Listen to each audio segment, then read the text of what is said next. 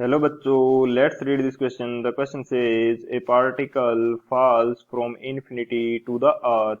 Its velocity on reaching the earth's surface is option first 2 rg, option second rg, option third root rg, option fourth under root 2 rg।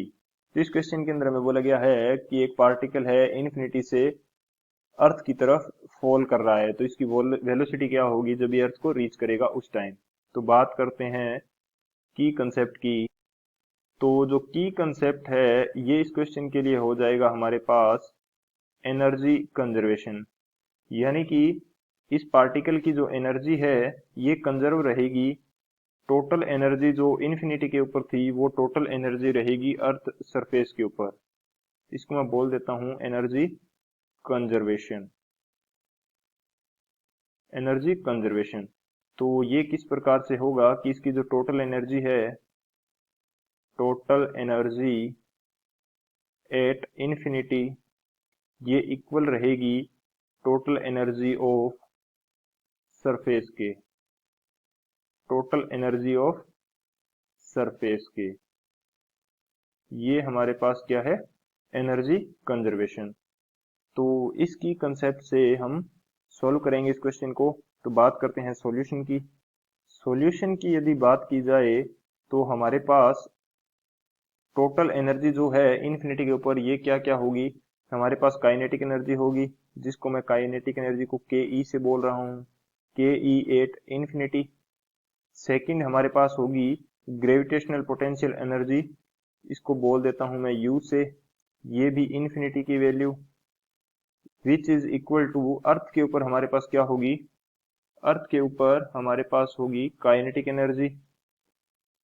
Kinetic energy होगी एक तो अर्थ surface के ऊपर, इसको S के E S से बोल देते हैं, प्लस एक हमारे पास पोटेंशियल एनर्जी होगी gravitational potential energy at surface.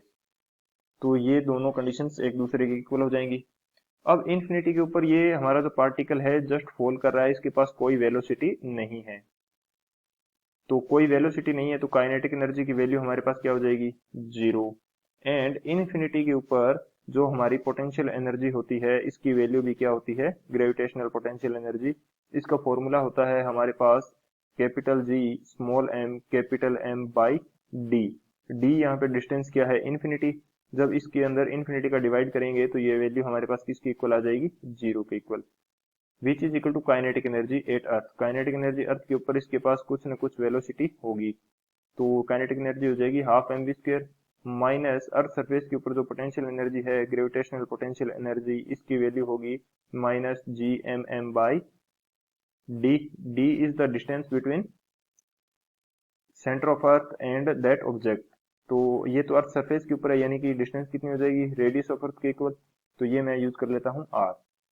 तो ये मेरे पास जीरो हो गया, ये जीरो हो गया, ये मेरे पास इक्वल आ गया half M we square minus G small M capital M by are के इक्वल।